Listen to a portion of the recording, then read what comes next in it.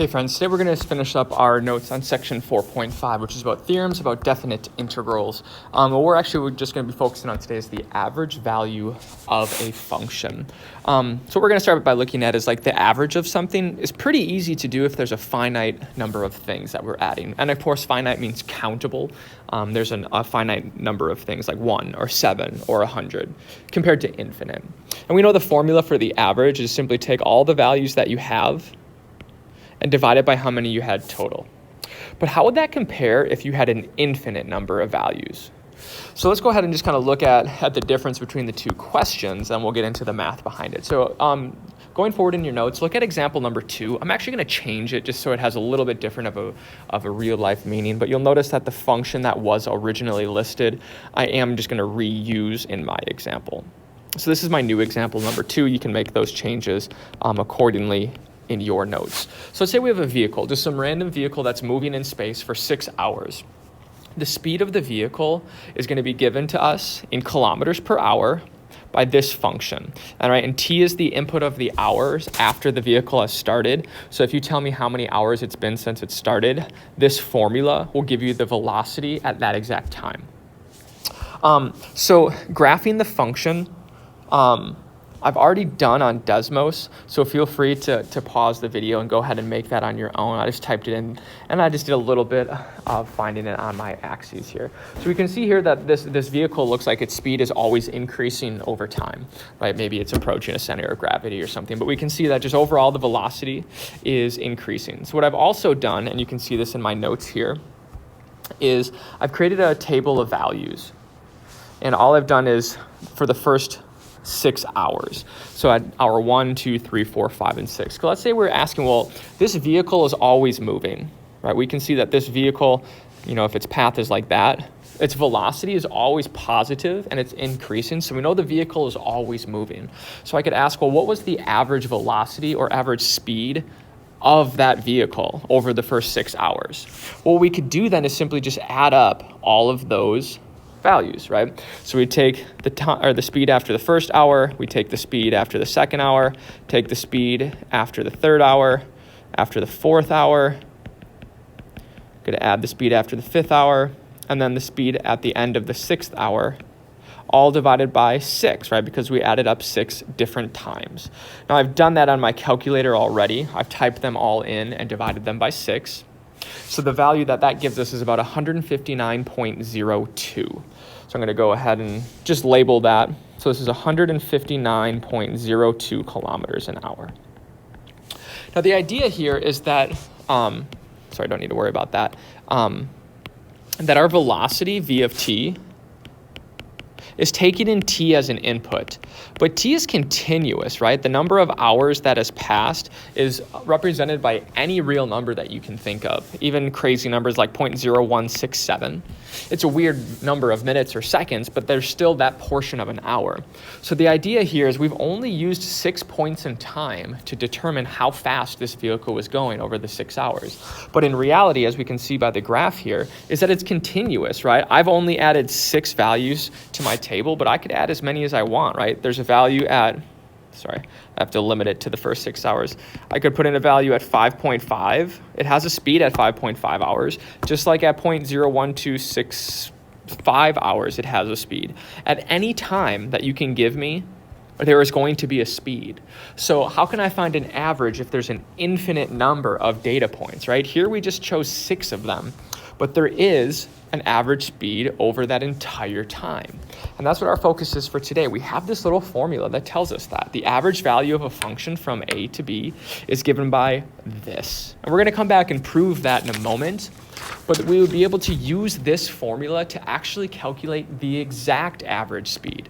Again, if we're looking at this example, this is an approximation. We only took 6 values of the speed of this vehicle, and we calculated that to be 159.02.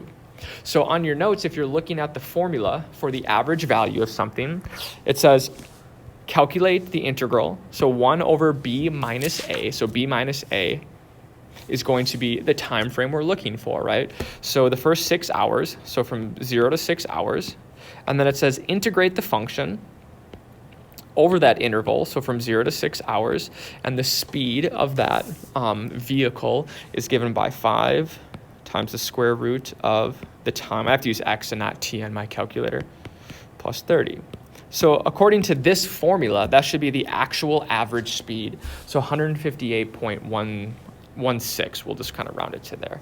So again, what we're looking for using this formula is we calculated the first 6 hours, so integrating the speed from 0 to 6 of v of t dt, came out to be 158.165 kilometers an hour. So what we're getting at here is if we have a function that is continuous, right? Continuous meaning there's an infinite number of input values. How can we find the average output if there's an infinite number of input values, right? And all we were doing is we were following this rule. And what we can notice then is the ability to use calculus gives us the exact answer. We can do some approximations, right, using a finite number of inputs, but when we use a calculus formula, we get the exact value, which is kind of a little paradoxical to think about. There's an infinite number of input values, but we can summarize them all with one average output value. So how do we do it? That's really what our focus is for today. So the rest of this problem I don't really care about. We're not going to go do it. What I wanted you to see is that if we have something like a vehicle whose velocity can be calculated at an infinite number of points, we can approximate them, but we need calculus to actually get the average over an infinite number of inputs. So let's go ahead and prove this. Let's go ahead and prove this theorem. So the way that we're going to do it is, let's say f of t is the temperature at time t measured in hours after midnight. And let's say we want to calculate the average temperature of the day, right? And we know again that there's an infinite number of time inputs. How many hours after midnight? There's an infinite number of time inputs. So how do we calculate the average then? Well, what we'd want to do is we'd want to just take some time measurements at a bunch of random times. So we would keep taking some time measurements for as many of them as we wanted to do, and we would divide that by how many we took. Now, as we know from Riemann sums, the more intervals we take, or the more intervals we break our average into, the better the approximation, right? If we think about this example, I only took the time after the first 6 hours.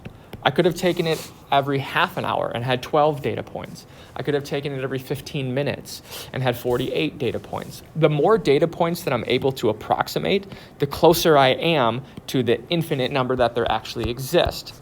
So the more that the more kind of time inputs we take, the more n's, the value the n, the better our approximation. So what I do want us to recall, right? So I have this little graph over here. If I wanted to take the number of hours and figure out how we're going to estimate them, right, with a bunch of values like that one, this value, that value, that value, that value, that value, that value, that value, that value, that value. If I'm using all of these values to estimate, the width between them, right, the number of estimations I'm going to use is going to be approximated by this, right? The width on the t-axis is going to be given by all 24 hours, and how many time increments do I want to split that up into.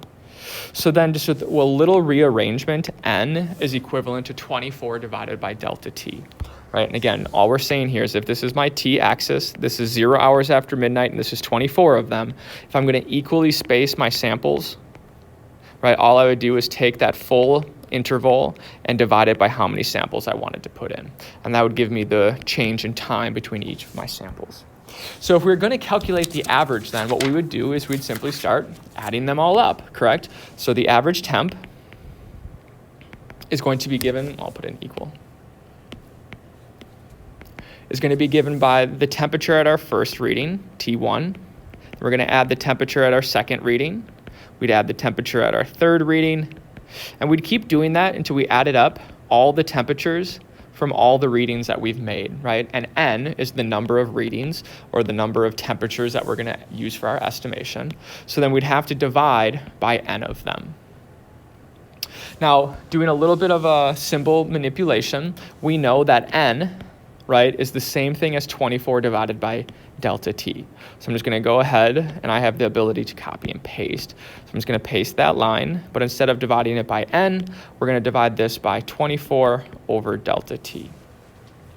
So what we can see from here then is we can do a little algebraic manipulation, right? Instead of dividing by a fraction, I could multiply by its reciprocal.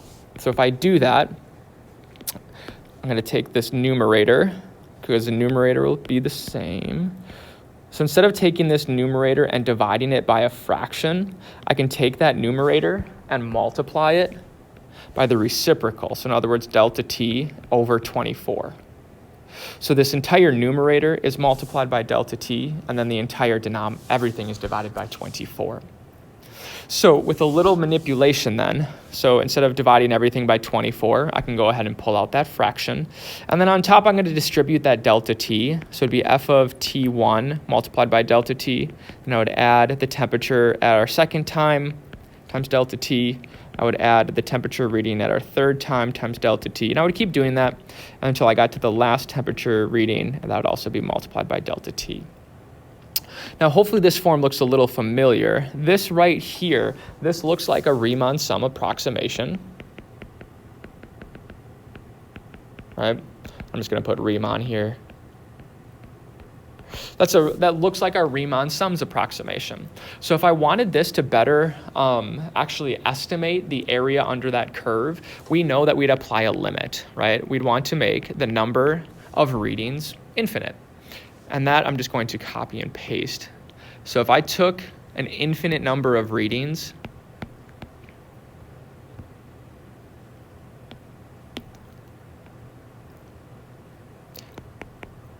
we know that by definition, right, this was our approximation, right? We just took as many time data points as we could. But if we really wanted the actual average, we'd have to take data at an infinite number of time values. So then what we can see then is this expression right here is the integral definition of the Riemann sum. And then since we were looking for the average value over the first 24 hours, we can see that the time that we would be able to start at would have been 0, and the last time would have been 24. So that's where we get this 1 over b minus a. So it's a quick little proof of how we get to the average value of a function. But the last part that we want to figure out about class today, or in this notes, is just looking at some labels here. So given the velocity of something, what is the average velocity on this interval? So again, we can sketch a graph of this. We know that the velocity of this object is linear. So here's v of t. And what we're going to note is that it takes in seconds, and it tells us the velocity in feet per second. So again, this, whatever this thing is, this vehicle, it's constantly moving, meaning you could have an infinite number of time inputs into that function, and I'd be able to tell you the speed or the velocity of that object. So again, we notice that t, there's an infinite number of inputs on the interval 0 to 6, which is what we're restricted to. So if there's an infinite number of inputs, then by default, there's an infinite number of outputs. All right, because we can see this is a linear relationship. There's no repeat. So how can we find the average of an infinite number of outputs? Well, we, again, just use our formula, right? Now what this says, the formula, the average value, 1 over b minus a, times the integral from a to b of that function. So first of all, if we're looking for the average velocity on 0 to 6, we can just kind of plug and chug per se. So b, let's just rewrite this. So b is 6, a is 0.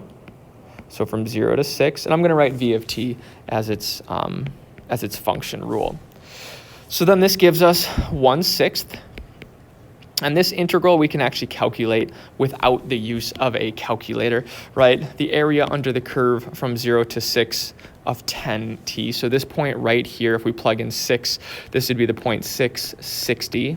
This is the point 0, 0. So the area under the curve, this is a triangle. So it's 1/2 the base. So the base is 6 long and the height was 60. So that gives 1/6 of, wait, I'll use my calculator. So 60 times 6 divided by 2 is 180. So then 180 divided by 6 is 30. Now, the last thing I want to talk about in today's video is how the labels or the units are going to match. Let's take a look at what would the units on this measurement be. Well, if we look at 1 over b minus a, so first we're going to kind of break this into two parts. Then we'll look at the integral from a to b of v of t dt. So first of all, the 1 minus b over a. So 1 is just a number. It doesn't have any labels on it. But a and b, those are points. Those are input values, right? And input values are on this x, or in other words, this second axis. So whatever b is, it's a number of seconds. And whatever a is, it's a number of seconds, which I've just abbreviated seconds minus seconds. So again, 1 didn't have a value. It was just a placeholder. But on the bottom, seconds minus seconds is going to be a label of seconds. When we look at the integral itself, we know how we are calculating this value, right? How did we get 180? Well, what we did was we used the area under the curve, right? But what we did 1/2 the base times the height. Now, the base of this triangle on this axis is a measurement of seconds. And then the height on this graph is a measurement of feet per second. So if we multiply all of these together, what we're going to notice is the seconds will cancel, and our final unit is going to be in feet per second. So in other words, the last part about this today is that when we think about the average value of something, the units of this average value will match the units of f of x, or in other words, the function that we are trying to find the average value of.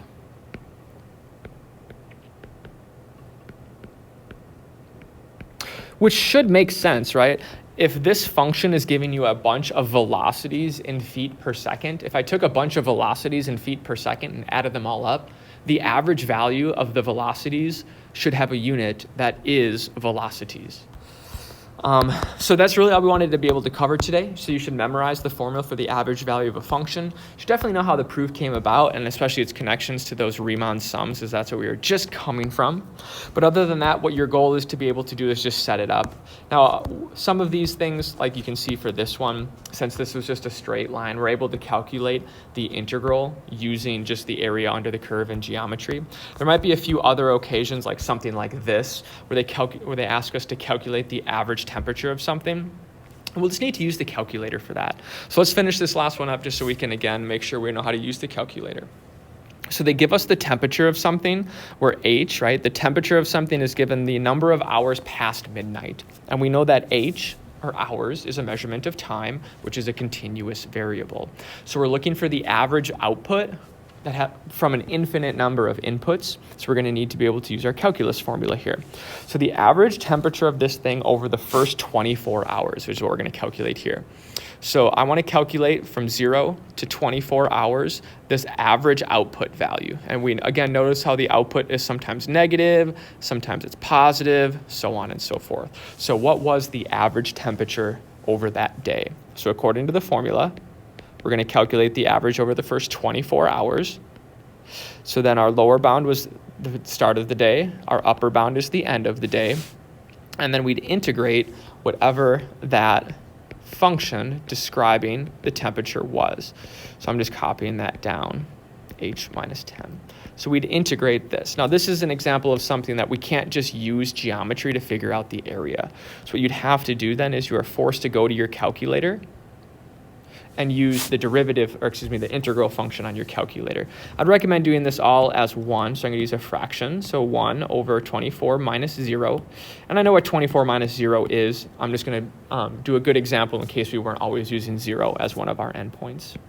So we pull up the integral. So we're going to integrate that function from 0 to 24. And the function rules 4.8 plus 10.2 times the sine. And I'm going to have to use x on my calculator, but this will be pi divided by 12. And then in parentheses, instead of h, I have to use x minus 10. And then on your calculator, you might actually need to input x as the input. But then that will give us the actual value of that integral, which is 4.8 And then the temperature, right, is in degrees Fahrenheit. So as we just learned, the average value of a function, the labels should match the values of that function. So if t is giving us a bunch of hours, what we'd be thinking about is we'd be adding up a bunch of numbers that were all hours. So if I took a bunch of hours and divided them by how many I had, that unit will be the same. So in this case, again, sorry, I didn't mean hours, I meant temperatures. If I gave you a bunch of temperatures in degrees Fahrenheit, adding up a bunch of temperatures in degrees Fahrenheit should result in a bunch of temperatures in degrees Fahrenheit, which is 4.8. Which is kind of interesting to connect to when you think about this trig function.